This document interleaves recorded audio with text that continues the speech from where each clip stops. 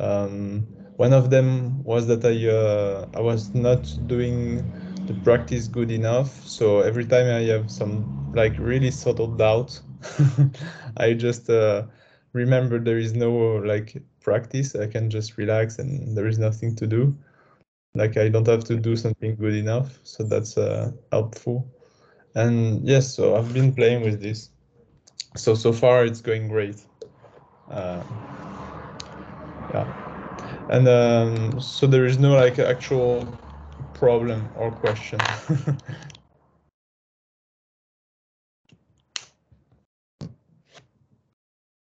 And I think you froze.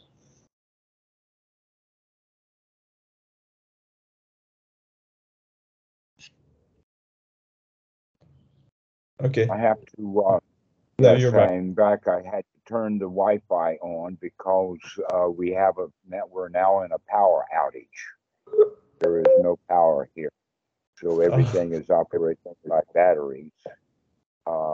And I've got a uninterruptible power supply on the router. So we're going with the Wi-Fi from the router because the electronic switch that I have for the Ethernet is not on that UPS, and so we lost the internet, but the laptop still has a battery. So um, I don't know how long it'll last, and I don't know when the power will come back. We've had a lot of power outages lately.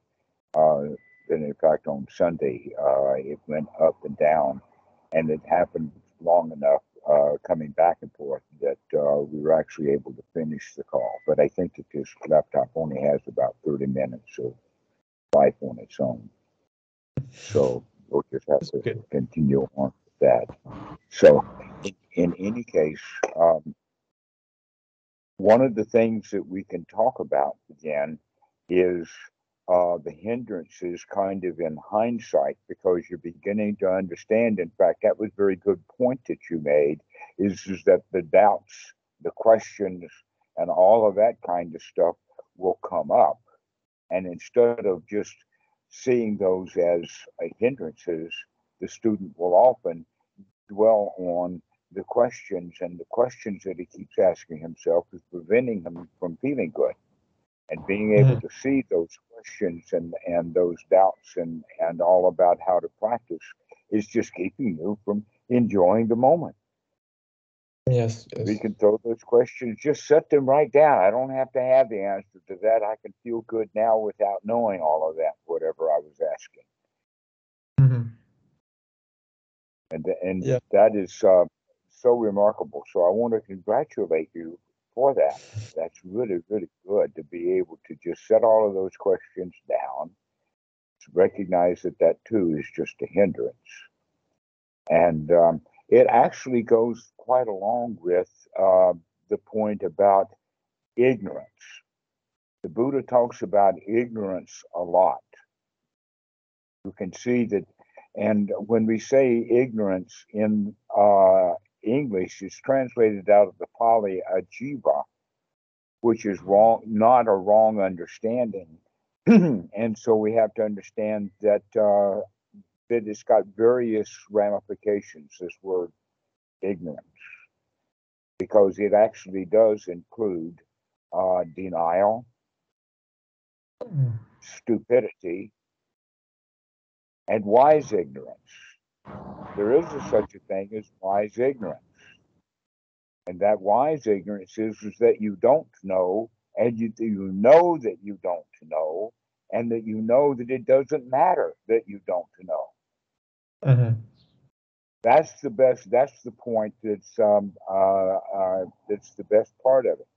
And a clear example of that would be rebirth, because people get all wrapped up into rebirth and reincarnation, and the fact is that at that level that people want it to be, not the level that the Buddha talks about, which is when, in fact, when the doubt comes up, the doubt is reborn. That's a kind of rebirth.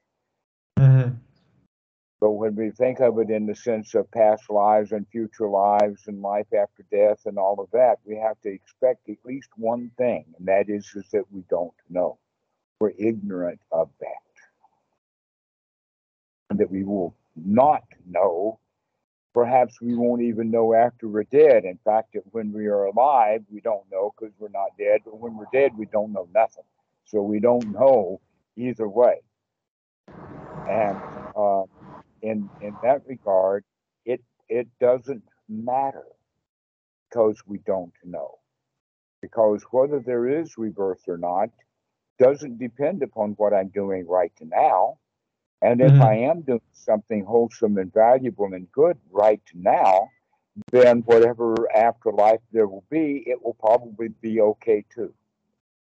If Yeah. this moment has any influence on it. But the important point is that we don't know. But now that we don't know and we see that it has no value to us, we can also say, well, and I don't care. Yeah, it doesn't matter. That's the really important one is I don't know and it doesn't matter. So I don't care. And that's how we can begin to practice. When we can do that with rebirth, we can do that then with almost anything. It's like that's the big one. And when we recognize whether there is an afterlife or not is completely unimportant to how I'm having this moment. That it actually is completely irrelevant. It's way off into the future. But then we recognize, well, wait a minute, we don't know what any of the future is going to be. So it too becomes irrelevant. So I don't have to ask myself questions about the future or the Dhamma or the past or anything else. That getting ourselves into that state of questioning is not wise ignorance. It's got to have it. It's got greed mixed with it. Yes. Yes, so sometimes it's very subtle. It's like sometimes you have just a question about Dhamma and you think it's okay, but it's very in a very subtle level. It's you get a bit of discomfort, like a physical unease, like just a small bit. Yeah, and I saw that. Yeah.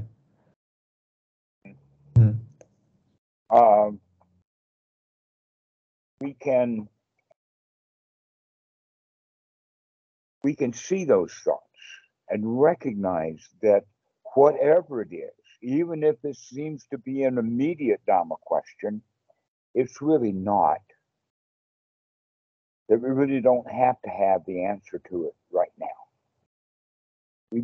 If we were okay 10 minutes ago without the answer to it right now, then we're probably okay without the answer to it right now for the next 10 minutes. That in fact we were okay before we thought of the question. We were okay before we thought of the question, and now that we thought of the question, now we got to have the answer to it rather than just being able to set it down. And this happens often with beginners in their practice, to recognize that we don't need to ask questions. That in fact, if there is a time for a question, it's when we know that we can get some sort of decent answer. So when you're with the teacher, for instance, that's a good time to ask a question. But when we're sitting alone in practice, that's the time to recognize that, hey, the questions themselves are just indicating doubt that we can just set aside right now and have fun instead. Okay, yeah. So there is time for a question. That we don't need to know the physics of the teeter-totter. All we need to know is how to ride. And so this is the first thing to say about that, and to again to congratulate you for recognizing that these doubts that we have are really a hindrance to our practice, and that we can set this stuff down as well as all of the other hindrances, because surprise, surprise, all of the other hindrances are interrelated anyway. So when we talk about the hindrances, think about it in the sense of a pie, a pizza pie. And when that pie is sliced up, then each of the pizzas have a slice. But if you let those slices sit there after they're sliced, they're still just part of the pizza. Okay. If we can understand the hindrances that way, that we can see that doubt actually creates on its own a kind of fear, a kind of worry. And now we don't like the state that we're in. We can work ourselves up with just little bits of doubt into a real pity party. And Yeah. so the hindrances are all interrelated. So it's really better for us to catch it quickly. Yeah, that's true. I've never seen it like this, but yeah. Yeah. All right. So once we're able to see that, then we want to start to maintain that watchfulness that we can get ourselves away from the hindrances and recognize that most likely what's going to come back is just another hindrance. And so we want to start being on guard. This is what we mean by guarding the thoughts. And this is actually part of the practice that we can think of it in the sense of applying the mind means to apply it to the wholesome, and then sustaining it means that we sustain the wholesome by not letting those hindrances come back in. And so applying and sustaining means that now we get that ability to have that satisfaction begin to grow and to build up. And as it grows and builds up, it also begins to change the attitude that we have. We begin to get the attitude, we can do this. Okay, Yes. so the doubt is now being replaced by confidence. The ignorance is still there. We don't know the answer to the question, but the feelings about it all is that we're changing it from the doubt, which would be the attitude of a victim, into confidence that what we do know is correct, that we've got enough. We know enough. And sometimes I've noticed it's not that I have to change like a full thought. It's just changing my attitude. For example, I noticed that I'm switching my attitude from victim to confident, and that makes me feel better. I didn't have to like switch like a train of thought, and that was interesting. Just switching this, and yeah, it's very subtle. Uh, the way that you're saying it is actually quite correct. And that this is actually where we're taking this is that we do, in fact, by practicing just being okay, even if we don't have the answers, we're still all right. And keep practicing that and practicing in being satisfied, then that the doubt then is being replaced by confidence. That the victim's attitude is of doubt is now being converted into the attitude of a lion, the attitude of can do, the attitude of being successful. And so this is where that part of the Eightfold Noble Path comes in. That's samma sankappa, means that we can actually develop that as a skill. And that the skill that we want to use it in the term of the skill is Robert's sending a message. All right. And so this skill that we're developing is actually called piti. It's a skill to be developed.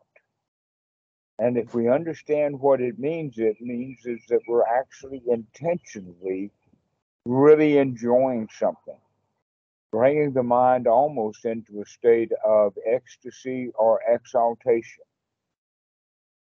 To have an exalted mind, a mind that's really, really up there, and to recognize it. In the Sutta number 10, in the Satipatthana Sutta, in this evaluation and investigation of the mind, there's a lot of tidbits that they talk about. But the thing of it is that all of this stuff fits together in a very interesting way. And that is that by gladdening the mind with language, We begin to feel. And by the way that we feel, which is the feeling of sukha and then piti, that state of sukha and especially the piti actually changes the state of mind that we're in. And so that the mind itself becomes exalted. The mind itself becomes top notch because we feel top notch. We feel exhilarated. And so we can actually practice that to see that satisfaction leads to success, and success is like the wow that happens. That one of the ways that we can talk about it actually is in the example of that you're very thirsty, you're very, very hot in the desert, one sand dune after another. And then you go over the next sand dune and you find an oasis, not a mirage, a real oasis. You know it's real because it's got palm trees and camels and tents and girls in hoochie coochie clothing doing a belly dance. And it's, all of it is there and you know it. And so here you are running down there to get that drink of water that you're so thirsty. Okay. This knowing that you're going to get it is what we're talking about. That you know that you've got it. Many, many examples of that, like winning a race, making a touchdown. The star athlete, he knows he's got it. And that moment of thrill, that point of exhilaration, and you know that you can do it. This is what we're talking about, is that peak moment. There's qualities of that peak moment in the sense that it is conditioned. We conditioned it that way. And it is also temporary. That we couldn't possibly stay at that pinnacle. Just like no one builds a house on top of Mount Everest.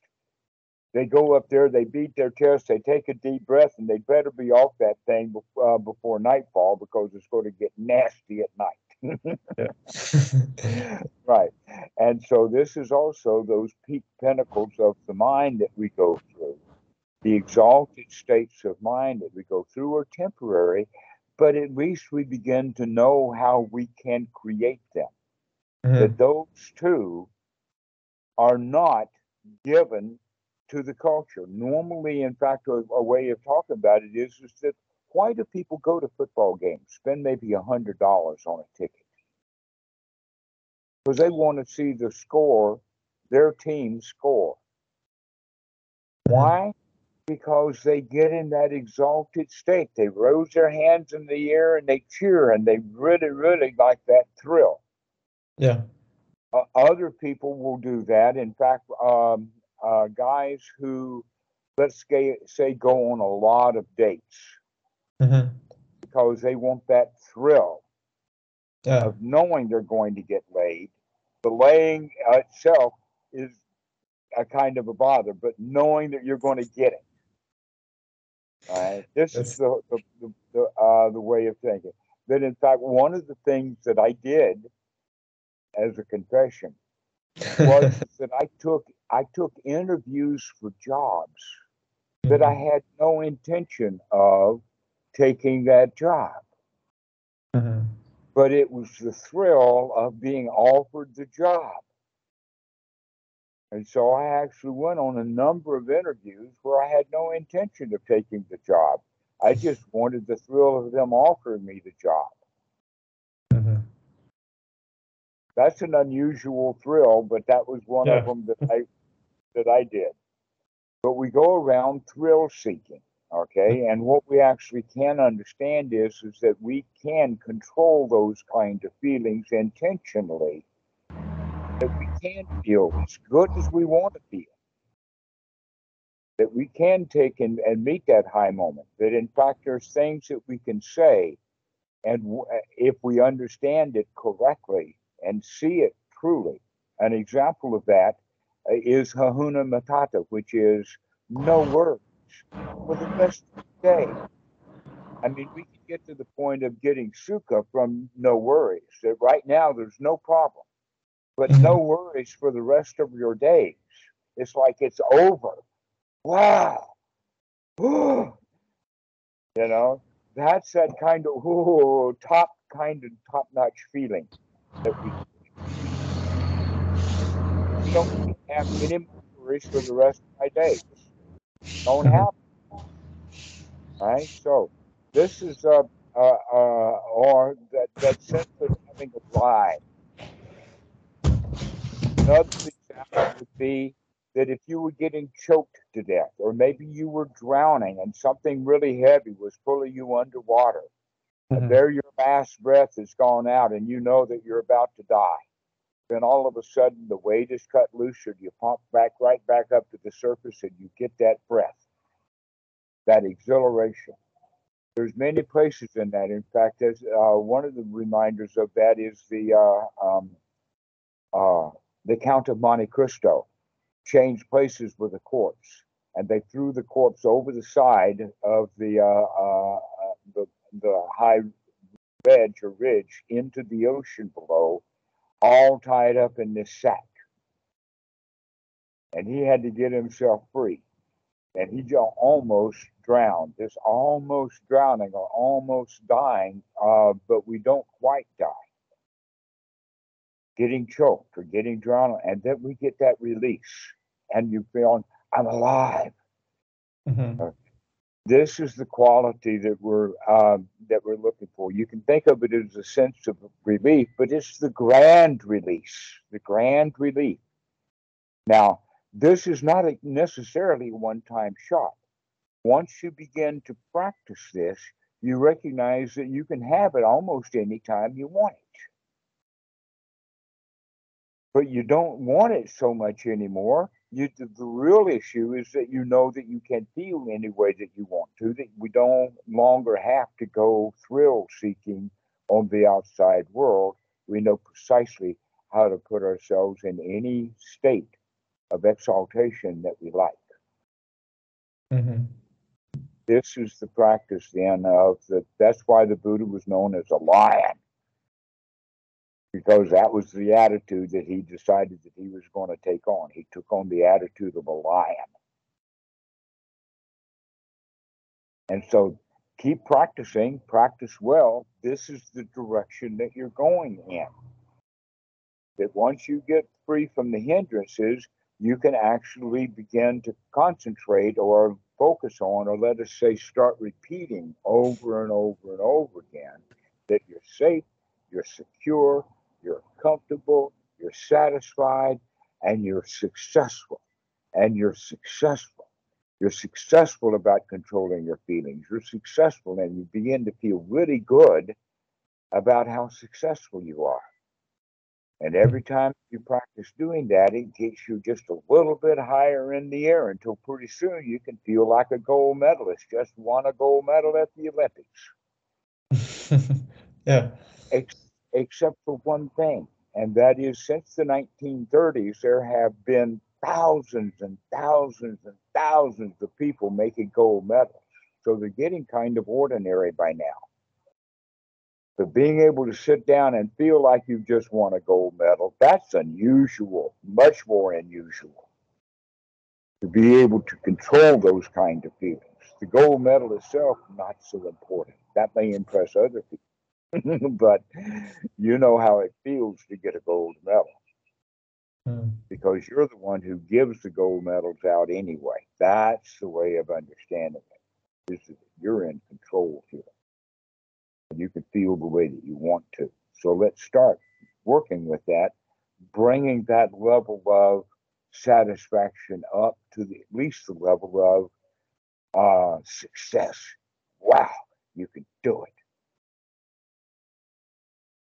In the passages, it says that there comes a point when the student says that no matter how right now that the mind gets hindered, we can throw that obstruction out and come back into this state of seeing how nice things really are right now. All right, that's an important point is to understand that no matter what kind of state we get our minds in, Robert, we can get it right back out again. All we have to do is remember who's the boss here. Mhm. that we Yes. can, in fact, just get it back together. We can throw that stuff out and say, we're okay, we're fine, we're Hmm. safe, we're secure, we got the door locked, everything is okay. We're snuggling in bed with the puppy and we feel really, really good. We can become satisfied right here, right now. Everything is okay, everything is fine. And then we build on that. Wow, I can do this. Even in a tense moment, no matter how obstructed the mind gets about relationships or anything else, I can throw that stuff out and be successful at getting my mind back into a state of joy. Hmm. And that's success. One big thing for me was to um, sometime I felt stuck in a state like I couldn't come out of it. And every time I was starting to have thoughts like, okay, now I'm stuck or I cannot get satisfied right now, I would notice this and see it as an hindrance. And that let me have the state and the state that I was looking for, but also being mindful of not wanting it too much. But especially seeing that I was starting to tell myself, oh, I cannot get satisfied anymore. This one was a very important one for me. Right. So that's a hindrance that's going to prevent you from being able to enjoy it and wanting it Yeah. instead of recognizing that you got it right now. You got it right now. Okay. And the confidence that yes, and we can do it again, rather than I want it next time. We Yeah. say, I know I can do it next time. I don't have to want it at all. I can just enjoy it now. So Hmm. these are these subtle little steps that we're talking about of coming out of the victim into the lion, into the winner's position. Wanting what we've got is something that a loser does. Enjoying the heck out of it is something a winner does. Hmm. Yeah. And so this is the way we practice of bringing that mind back into that exalted place of this is good, this is fine.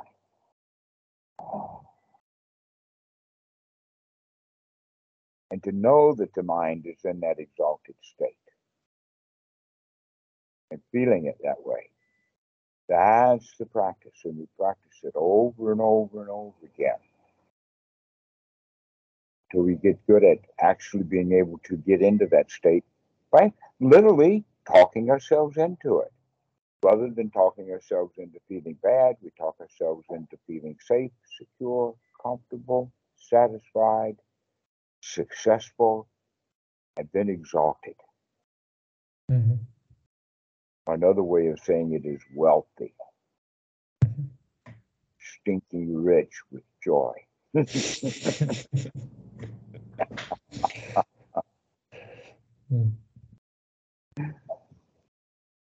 And so this is the progress. And I see that you're quite on the way to it and that you can continue on with your practice in this direction of safe, secure, satisfied, comfortable, satisfied, successful. Go for that success. You got it. You got it. You know you could do it. No worries. No worries, mate. Not now, not ever. Begin to finish this off. Feel really good at it. That you're getting good at it. That's the way. Mhm.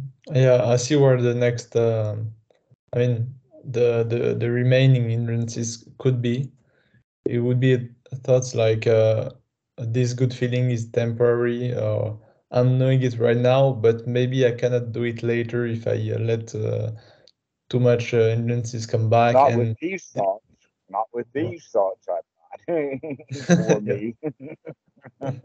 And so that's the whole thing is being able to see those hindrances. Aha, I caught you. I caught you saying I can't do it later. Of course I can do it later. I can do it now. I can do it later. yeah, yeah. Bringing up that confidence higher and higher that you know that you can do this.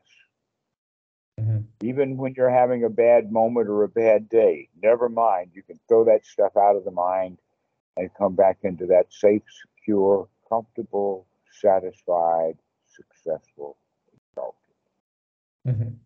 Yeah, of course. So I'll let you both go. We'll practice this. All right. Thank you All for right. the time. Bye We'll bye. see you, Laurent. Bye Bye, bye. guys.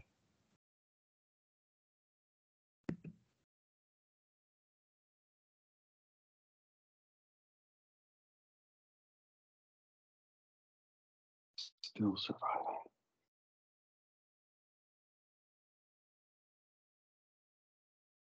Still Good night, surviving. sweet. Good night.